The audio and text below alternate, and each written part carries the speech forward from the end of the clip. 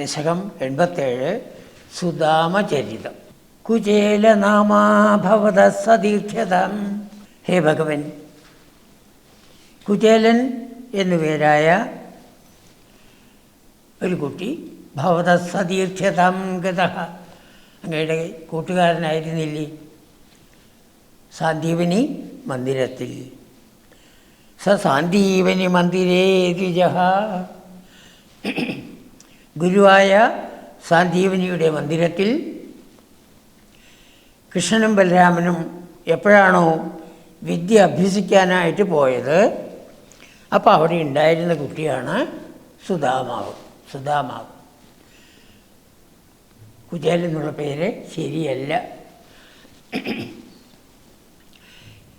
എപ്പോഴും അദ്ദേഹം ധരിക്കുന്ന വസ്ത്രം കുചേലമാണ്.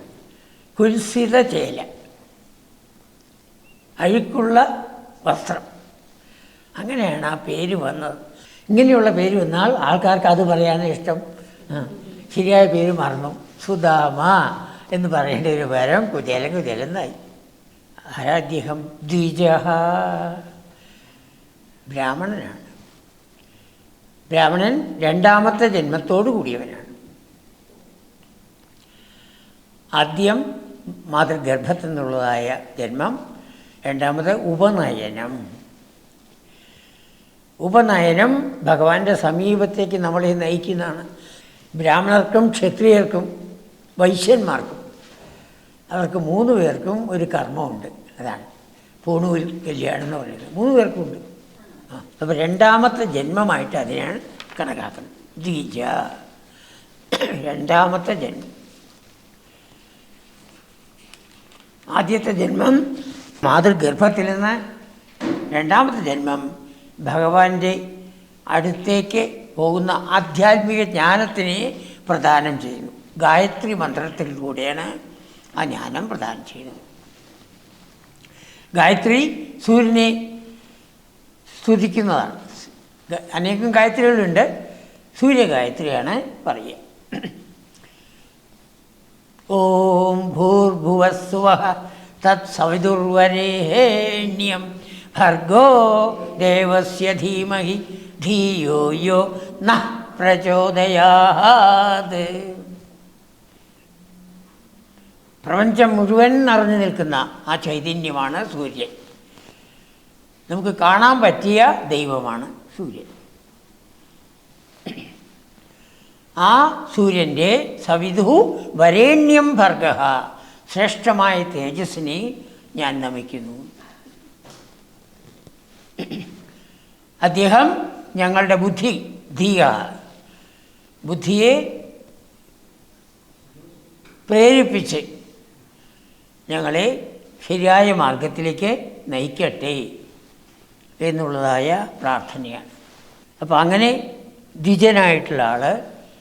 അപ്പോൾ എന്താണ് പറയുന്നത്? രണ്ടാമത്തെ ജന്മം ബ്രാഹ്മണ ക്ഷത്രിയ വൈശ്യന്മാർക്കുണ്ട്, ശൂദ്രന്മാർക്ക് മുമ്പുണ്ടായിരുന്നില്ല. പക്ഷെ ആര് ഈ മാർഗത്തിലേക്ക് വരുന്നുവോ അവർ ദ്വിജന്മാരായി എന്ന് എടുക്കണം. പുറത്തൊന്നും പറയാൻ പോണ്ട. അതാണ് രണ്ടാമത്തെ ജന്മം. ഭഗവൻ മാർഗത്തിലേക്ക് ആര് വരുന്നുവോ, എൻ്റെ ഉള്ളിൽ തന്നെ ഇരിക്കുന്നതായ ആ പരമാത്മാവിൻ്റെ ചൈതന്യം കൊണ്ടാണ് ഞാൻ എല്ലാ കർമ്മങ്ങളും ചെയ്യുന്നത് എന്ന് മനസ്സിലാക്കി ആര് ആ ശാസ്ത്രങ്ങൾ പഠിക്കാൻ തുടങ്ങുന്നുവോ അവരുടെ രണ്ടാമത്തെ ജന്മം തന്നെയാണ്. അവർ ദ്വിജന്മാരായി. ഇനിയിപ്പോൾ നമ്മളത് പറഞ്ഞിട്ട് ആൾക്കാർ ലഹളയൊന്നും ഉണ്ടാക്കണ്ട. ശ്രീനാരായണ ഗുരുദേവൻ്റെ കാര്യത്തിൽ അങ്ങനെയല്ലേ ഉണ്ടായത്? ഇതാണ്. ആരാ നിങ്ങൾക്ക് സ്വാതന്ത്ര്യം തന്നത് ശിവനെ പ്രതിഷ്ഠിക്കാൻ? ഇത് ഈഴവ ശിവനാണ് എന്ന് പറഞ്ഞ അദ്ദേഹം ഒതുക്കിയതാണ്.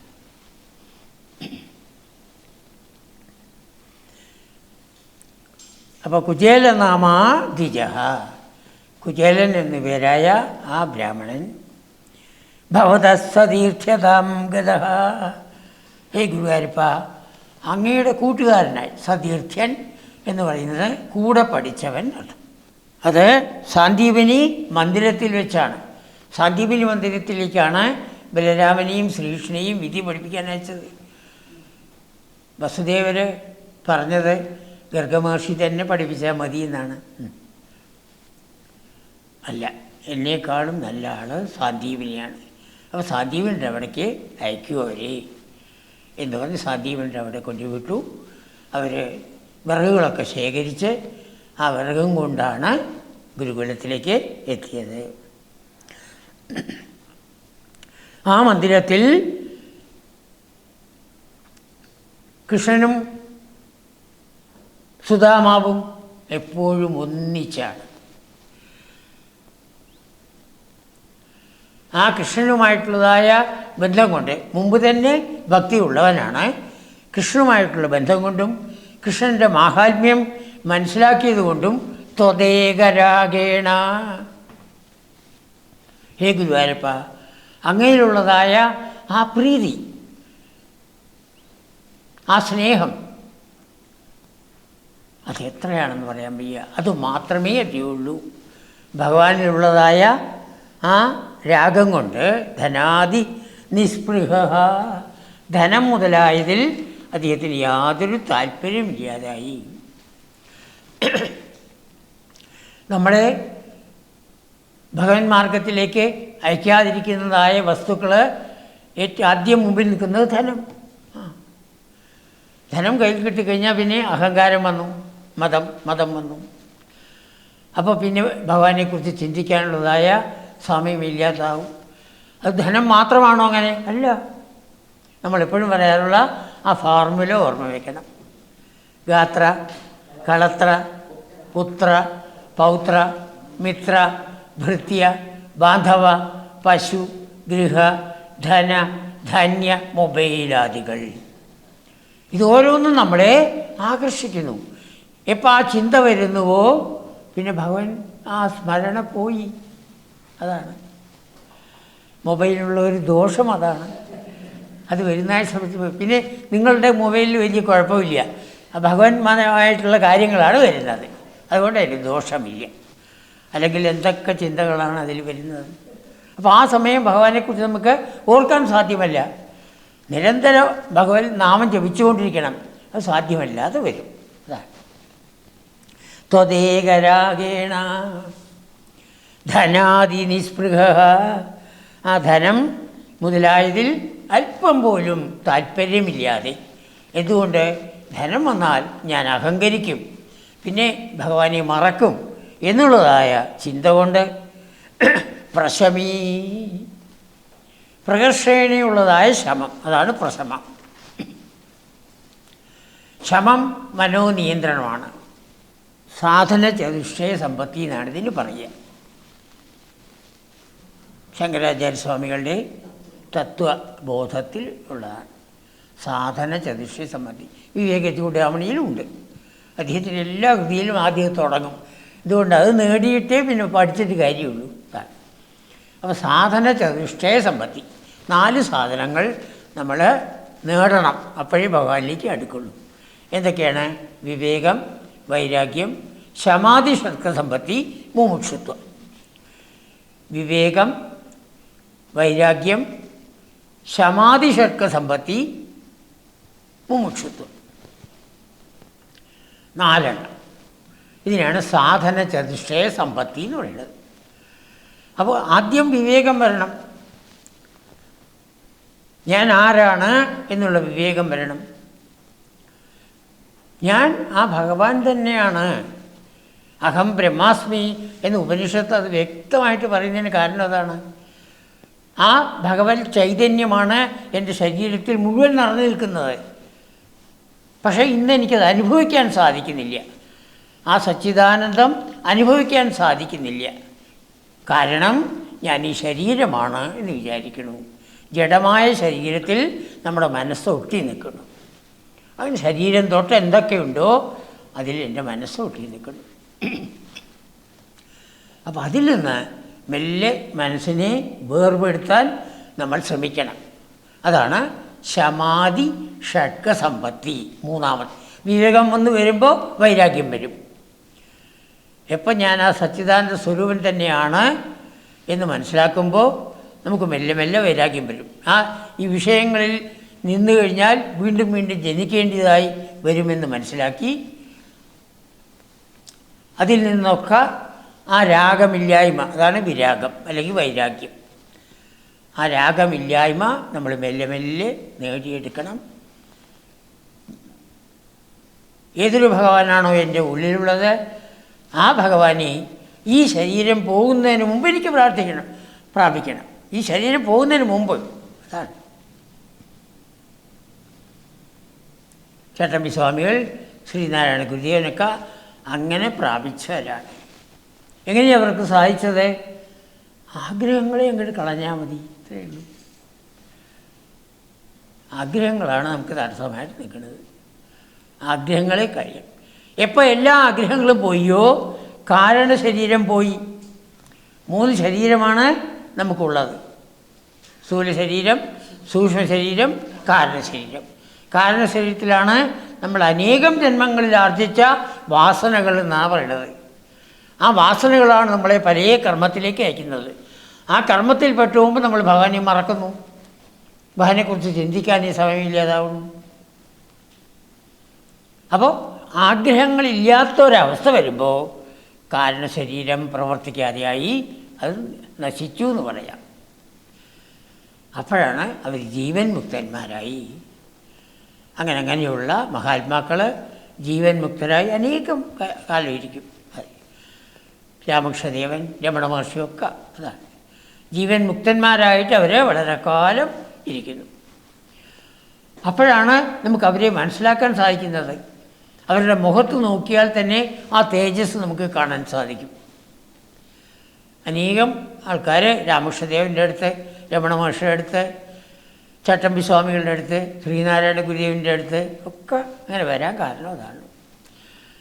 ആ തേജസ്, ഉള്ളിലിരിക്കുന്ന ആ തേജസ് നയനങ്ങളിലൂടെയും മുഖത്തിലൂടെയും അങ്ങനെ പ്രകാശിക്കും. അപ്പോൾ കാരണശരീരം നശിച്ചപ്പോൾ ജീവൻ മുക്തനായി. പിന്നെ ഈ ശരീരത്തിന് ഉള്ളതായ പ്രാരബ്ധം അത് കഴിയണം. അത് കഴിയുന്നത് വരെ ഇരിക്കണം ശരീരത്തിൽ. എപ്പോൾ പ്രാരബ്ധം കഴിയണമോ അപ്പോൾ സ്ഥൂല ശരീരത്തിനെ വലിച്ചെറിഞ്ഞു. പിന്നെ ബാക്കിയുള്ളത് സൂക്ഷ്മ ശരീരം. അപ്പോൾ മാത്രമാണ് സൂക്ഷ്മ ശരീരം ഈ മാർഗത്തിലൂടെ പോകുന്നത്. ബ്രഹ്മരന്ധ്രം, ബ്രഹ്മത്തിനെ പ്രാപിക്കാനുള്ള രന്ധ്രം.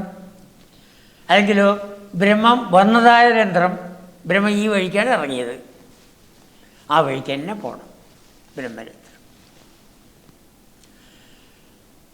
അങ്ങനെ ആ വഴിക്ക് പോയി ആ ജീവൻ വേറൊരു ശരീരം എടുക്കാൻ ശ്രമിക്കും, സാധിക്കില്ല, കാലശരീരമില്ല.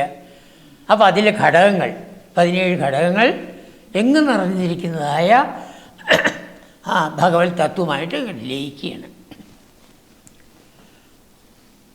ഇതാണ് മുക്തി, ഇതാണ് വൈകുണ്ഠപ്രാപ്തി.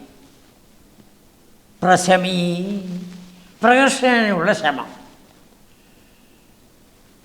അപ്പോൾ സാധന ചതുഷ്ട സമ്പത്തിയെക്കുറിച്ച് നമ്മൾ പറയുകയായിരുന്നു. ശമം, ദമം, ഉപരമ, തിദിക്ഷ, ശ്രദ്ധ, സമാധാനം. ഇതാണ് സാധന അല്ല ശമാധി ഷഡ്കസമ്പത്തി. സാധന ചതുഷ്ട സമ്പത്തി പറഞ്ഞു. ശമാധി ഷഡ്കസമ്പത്തി. ശമം മനോനിയന്ത്രണമാണ്. മനസ്സ് എപ്പോഴും വിഷയങ്ങളിലേക്ക് പോവും. ആ മനസ്സിനെ മെല്ലെ ഉള്ളിൽ തന്നെയുള്ള ആത്മാവിലേക്ക് പിടിച്ചു കൊണ്ടുവരണം. ശമം. ദമം, ദമം മാതാവിൻ്റെ കുട്ടികളെ പോലെയാണ്. ശമത്തിൻ്റെ കുട്ടികളാണ് ദമം. അവരും പോവും. അപ്പോൾ അവരെ അങ്ങനെ പോകാൻ സമ്മതിക്കാതെ കണ്ട് അവരെ പിടിച്ചു നിർത്തണം. അതാണ് ദമം. ഇന്ദ്രിയ നിയന്ത്രണം. എല്ലാ ഇന്ദ്രിയങ്ങളെയും നിയന്ത്രിക്കണം. ഉപരമ, സമയം മുഴുവൻ ഭഗവാന്റെ സമീപത്ത് രമിക്കണം. ഉപരമ, സമീപത്ത് രമിക്കുക. ഭഗവാന്റെ സമീപത്ത് രമിക്കുക എന്ന് പറഞ്ഞാൽ എന്താണ്? ഭഗവത് ചിന്തയിലിരിക്കുക, നിരന്തര ഭഗവത് ചിന്ത. അപ്പോൾ വിഷയചിന്തകൾ അങ്ങ് വിട്ടുപോകും. ശമം, ദമം, ഉപരമ, തിദീക്ഷ. ഈ ശമദമ ഉപരമയിൽ നിന്ന് നമുക്ക് മാറ്റം വരുന്നത് തിദീക്ഷ ഇല്ലാത്തതുകൊണ്ടാണ്. തിദീക്ഷ എന്ന് പറഞ്ഞാൽ ക്ഷമ, ക്ഷമിക്കണം. പലതരത്തിലുള്ളതായ ദുഃഖങ്ങൾ നമ്മുടെ ജീവിതത്തിൽ വരും. അപ്പോൾ ആ ദുഃഖങ്ങൾക്ക് കാരണക്കാരായവരോട് നമുക്ക് ദേഷ്യം വരും. വരരുത്, വരരുത്. ഏതൊരു ദുഃഖമാണോ വന്നത് അതിനെ സഹിക്കണം. സഹനം സർവദുഃഖാനം. ആ ദുഃഖം ഉണ്ടാക്കിയ ഒരാൾ നമ്മുടെ മുമ്പിലുണ്ട്. അയാൾ കാരണക്കാരനല്ല. നമ്മുടെ കണ്ണിൽ അയാൾ കാരണക്കാരനാണ്. നമ്മൾ കഴിഞ്ഞ ജന്മത്തിന് കൊണ്ടുവന്നായ ആ ദുഷ്കർമ്മത്തിൻ്റെ പാപം കൊണ്ട് വന്നതാണ്. ഇത് മനസ്സിലാക്കി ആ ദുഃഖങ്ങളെ സഹിക്കണം. സഹനം സർവദുഃഖാനം. ചിലർ സഹിക്കും, പക്ഷേ പ്രതികാര ബുദ്ധി വരും. അതാണ്, എനിക്കിപ്പോൾ ഒന്നും ചെയ്യാൻ ശക്തിയില്ല, വരട്ടെ, എൻ്റെ മകൻ വരട്ടെ, എന്നിട്ട് കാണിച്ചു തരാം. പ്രതികാര ബുദ്ധി പാടില്ല. പ്രതികാര ബുദ്ധി വന്നാൽ പിന്നെ സഹിച്ചിട്ട് കാര്യമില്ല.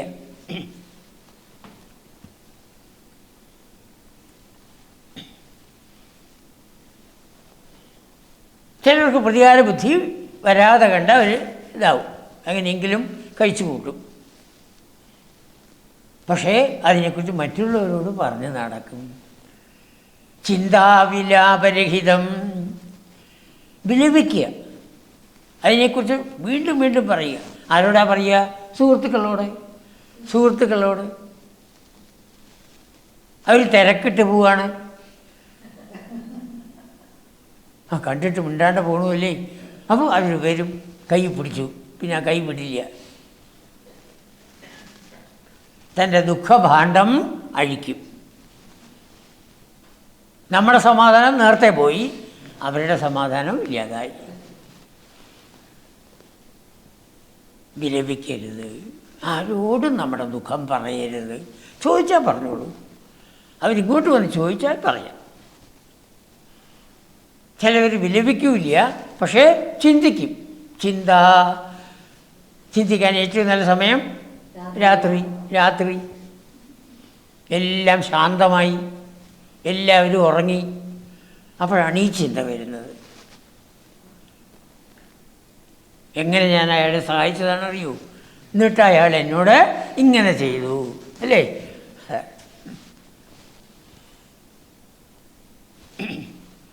അതുകൊണ്ട് എന്തുണ്ടായി? ഉറക്കമില്ലാതായി. ചിന്തിക്കാൻ പാടില്ല. അപ്പോഴേക്കപ്പോഴേ ഡിലീറ്റ് ചെയ്യൂ. അത് പഠിച്ചു വരുമ്പോൾ എല്ലാവരും അപ്പോഴേക്കപ്പോഴേ ഡിലീറ്റ് ചെയ്യണം, വെക്കരുത്. മനസ്സിനതങ്ങോട്ട് കളയണം. ഭഗവൻ നാമം ജപിച്ച് കളയണം. അതാണ് ചിന്താവിലാപരഹിതം. സാ തിദിക്ഷ നിഗദ്യതേ. അതാണ് തിദിക്ഷ എന്ന് പറയപ്പെടുന്നത്. അപ്പോൾ ശമം, ദമം, ഉപരമ, തിദിക്ഷ നമ്മൾ നേടേണ്ടതാണ്. അവിടെയാണ് ഇത്ര സമയം എടുത്താലും വിരോധില്ല പറഞ്ഞ് പറയണത്. സുധാമാവിൻ്റെ ചരിതം വളരെ അധികം സമയം വേണ്ടതാണ്.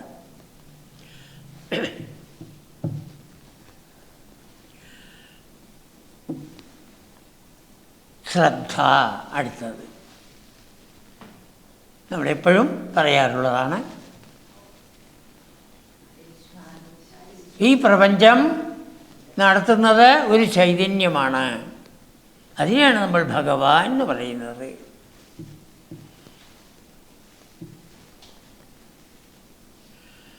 ആ ചൈതന്യത്തിൽ വിശ്വാസം വേണം. ആസ്തിക്യ ബുദ്ധി എന്ന് പറയുന്നത്. ആസ്തിക്യ ബുദ്ധി, അസ്ഥി ഉണ്ട് എന്നുള്ളതായ ബുദ്ധി. അധികം പേർക്കും അതില്ലാത്തവരാണ്. ആസ്തിക്യ ബുദ്ധി നേടണം.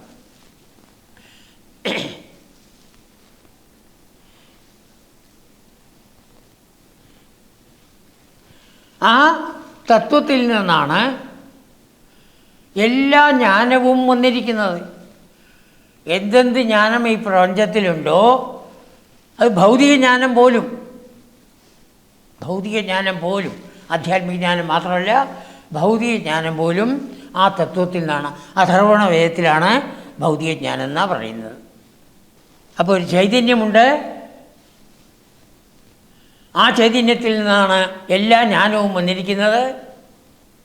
ആ ജ്ഞാനമാണ് ഈ ഗുരു ഇപ്പം എനിക്ക് പറഞ്ഞു തരുന്നത്. ആ ഗുരുവിൽ വിശ്വാസം വരണം. അങ്ങനെ ഈ തത്വത്തിനെ ഈ ജന്മത്തിൽ തന്നെ എനിക്ക് സാക്ഷാത്കരിക്കാൻ സാധിക്കും എന്നുള്ള ആത്മവിശ്വാസം വരണം.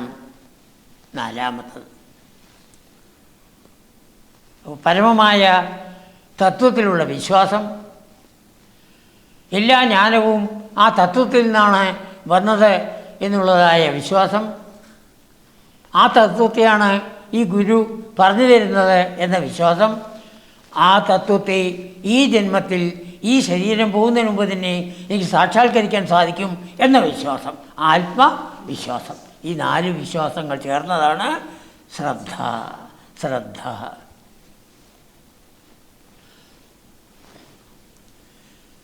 ശമം ദമം ഉപരമ തിതിക്ഷ ശ്രദ്ധ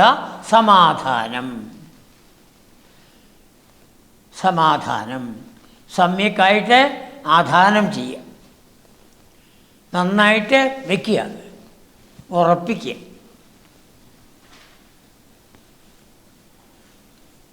എവിടെയാണോ ഉറപ്പിക്കേണ്ടത്? ഈ ശരീരത്തിൽ തന്നെ, നമ്മുടെ ബുദ്ധിയിലാണ് ഉറപ്പിക്കേണ്ടത്. ബുദ്ധി എങ്ങനെയുള്ളതായിരിക്കണം എന്ന് ഭഗവാൻ ഗീതയിൽ പറയുന്നുണ്ട്. വ്യവസായാത്മിക ബുദ്ധി, നിശ്ചയം വന്ന ബുദ്ധി, ശ്രദ്ധയുണ്ടായ ബുദ്ധി. ആ ബുദ്ധിയിൽ ഈ ആത്മാവിനെ കൊണ്ട് ഉറപ്പിക്കണം. സമാധാനം. അപ്പോൾ സമാധി ഷഡ്കസമ്പത്തി കഴിഞ്ഞു. അവസാനത്ത് മുമുക്ഷുത്വം. എനിക്ക് ഈ ജന്മത്തിൽ തന്നെ മോക്ഷം വേണം. മോക്ഷോ മേ ഭൂയാൽ ഇത് ഇച്ഛ. ഈ ജന്മത്തിൽ തന്നെ എനിക്ക് മോക്ഷം വേണം. മോക്ഷോ മേ ഭൂയാത് ഇത് ഇച്ഛ.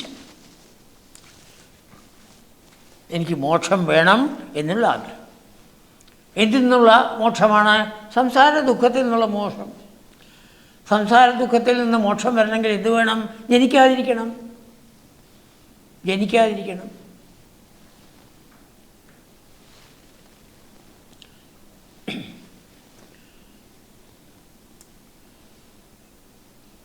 ഞാൻ സച്ചിദാനന്ദ സ്വരൂപനാണ്. ആ ഭഗവാനുമായി എപ്പോഴും ചേർന്നിരിക്കുന്നതാണ്. അവിടുന്ന് ഈ പല വിഷയങ്ങളെക്കുറിച്ച് ചിന്തിച്ച് ഞാൻ ഈ ശരീരത്തിലേക്ക് വന്നതാണ്. അപ്പോൾ ആ പരമതത്വത്തിലേക്ക് എത്താൻ സാധിക്കുന്ന പ്രശമി, അതാണ് പ്രശമി. അപ്പം ശമീനുള്ളതിൽ എല്ലാം ചേർക്കണം. സാധന ചതുഷ്ടയ സമ്പത്തി എല്ലാം ചേർക്കണം. സാധന ചതുഷ്ടയ സമ്പത്തി, വിവേകം, വൈരാഗ്യം, സമാധി ശസ്ത്ര സമ്പത്തി, മുമുക്ഷുത്വം. അതിൽ സമാധിയാണ് പ്രധാനപ്പെട്ട കാരണം. ശമം, ദമം, ഉപരമ, തിദീക്ഷ, ശ്രദ്ധ, സമാധാനം. അത്രയും നേടണം. ഒക്കെ നമ്മുടെ കയ്യിലായിരിക്കണം. ഓർമ്മ വേണം. ഗുരുവിന് പറഞ്ഞു തരാൻ സാധിക്കൂ. നമ്മൾ ശ്രമിക്കണം. അങ്ങനെ ശ്രമിച്ചിട്ടുള്ള ആളാണ് സുദാമാവ്. പ്രശമി. അങ്ങനെ ആ ഗുരുകുലത്തിൽ ഇരിക്കുന്ന കാലം കൃഷ്ണൻ്റെ കൂടെ ഒന്നിച്ച് ഇരുന്നു. ത്വദേകരാഗേണ. ആ ഭഗവാനിലുള്ളതായ ആ പ്രീതി, ആ സന്തോഷം അങ്ങനെ ഉറച്ചു ഏകം. അത് മാത്രമേ ഉള്ളൂ, രണ്ടാമതൊന്നില്ല. അതായത് ധനത്തിൽ യാതൊരു ആഗ്രഹവുമില്ല. പക്ഷേ ഗുരുകുലത്തിൽ നിന്ന് പറഞ്ഞയക്കുമ്പോൾ മക്കളെ നിങ്ങൾ പോയി വിവാഹം ചെയ്ത് സന്താനോൽപാദനം ചെയ്ത് കർമ്മം ചെയ്യൂ എന്നാണ് പറയുക. അപ്പോൾ വന്നു ഗൃഹാശ്രമി. ഗൃഹസ്ഥാശ്രമം സ്വീകരിച്ചു. 4 ആശ്രമങ്ങളാണ്. ആ ആശ്രമങ്ങൾ കൂടി എല്ലാവരും പോകണം. ഇതാണ് ഭഗവാൻ പറഞ്ഞിരിക്കുന്നത്. ഭാഗവത്തിൽ പറയുന്നു, ആശ്രമാദാശ്രമം ഗച്ഛേത് നാന്യഥാ മത്പരശ്ചരേത്.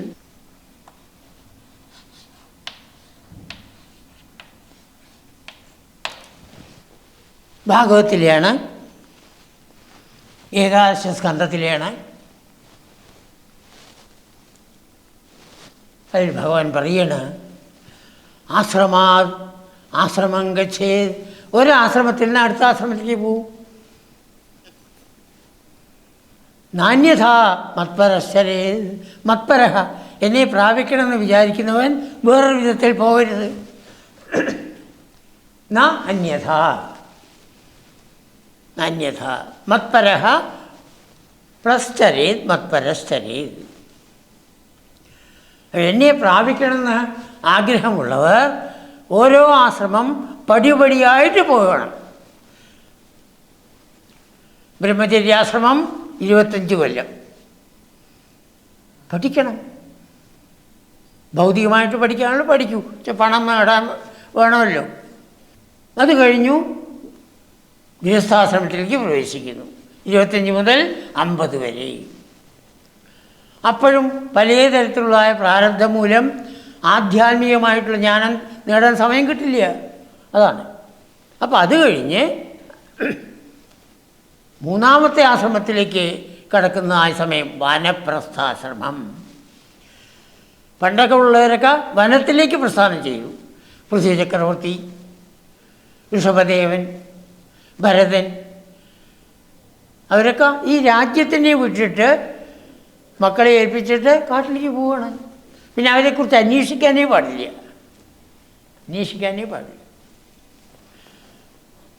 അപ്പോൾ എപ്പോൾ വാനപ്രസ്ഥാശ്രമത്തിലെത്തിയോ വേറെ ഒരു പണിയില്ല, ഭഗവത് ചിന്ത മാത്രം.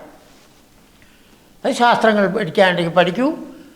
പിന്നെ ധ്യാനാദികൾ, അതാണ് ധ്യാനാദികളാണ്, പ്രാണായാമ ധ്യാനാദികൾ.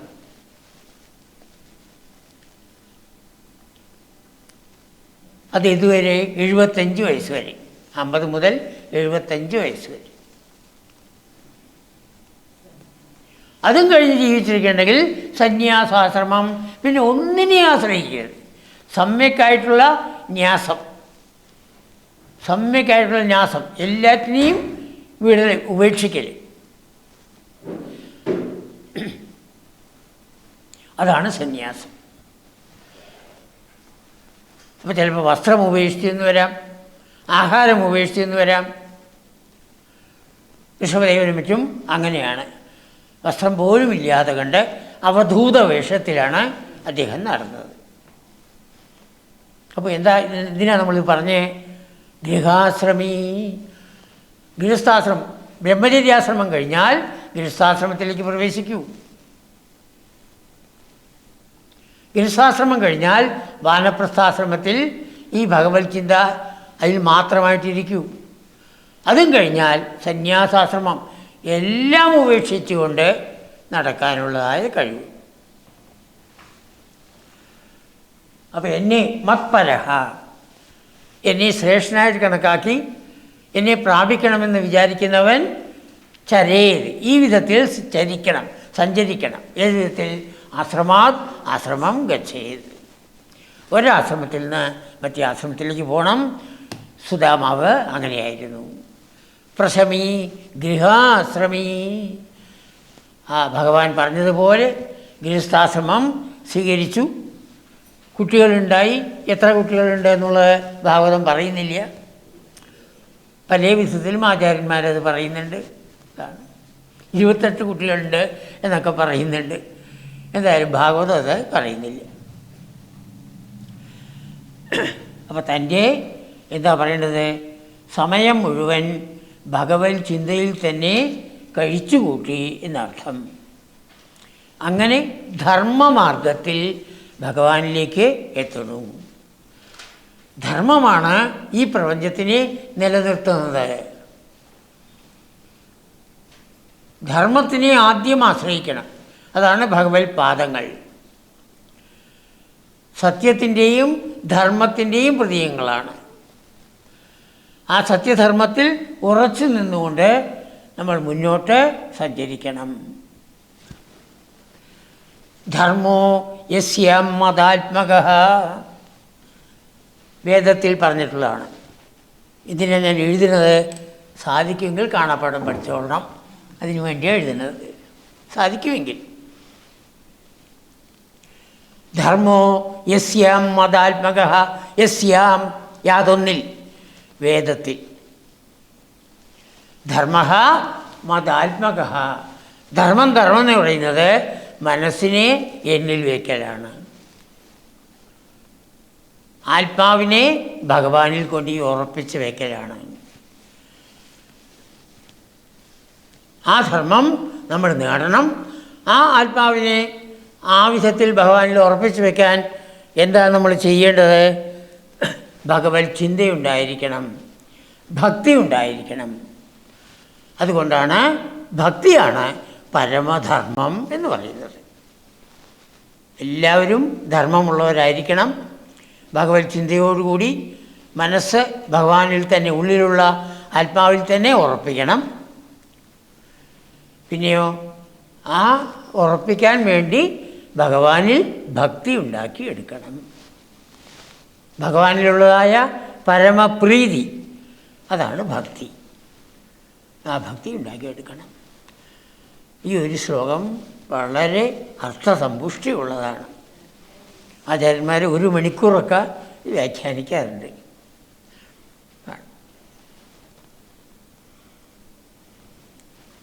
അപ്പോൾ കുചേലനാമ ദ്വിജഃ, കുചേലൻ എന്ന് പേരായ ആ ബ്രാഹ്മണൻ സാന്ദീപനി മന്ദിരേ, സാന്ദീപനി മന്ദിരത്തിൽ വെച്ച് ഭവത സതീർത്ഥ്യതാം ഗതഃ, അങ്ങയുടെ കൂട്ടുകാരനായിരുന്നു.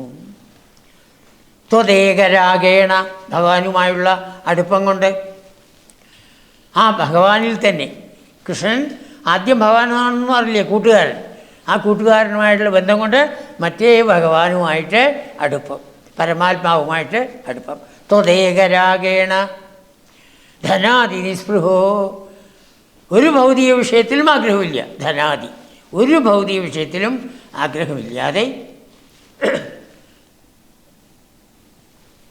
പ്രശമീ, ഇന്ദ്രിയ മനോബുദ്ധികളെയെല്ലാം അടക്കി, ഗൃഹാശ്രമീ, ആദ്യം എപ്പോഴാണോ ഗുരുവന്ദനം വിട്ടത് പോയി ഗൃഹസ്ഥാശ്രമം സ്വീകരിച്ചു. അങ്ങനെ ദിനാനി നിന്യേ, ഭഗവത് ചിന്തയിൽ ദിവസങ്ങൾ കഴിച്ചുകൂട്ടി. ഇതാണ് നമ്മുടെ ജീവിതം ധന്യമാക്കാൻ, സുഖമായിരിക്കാനുള്ളതായ ഏറ്റവും വലുതായ മാർഗം. സദാ ഭഗവത് ചിന്തയിൽ ഇരിക്കുക.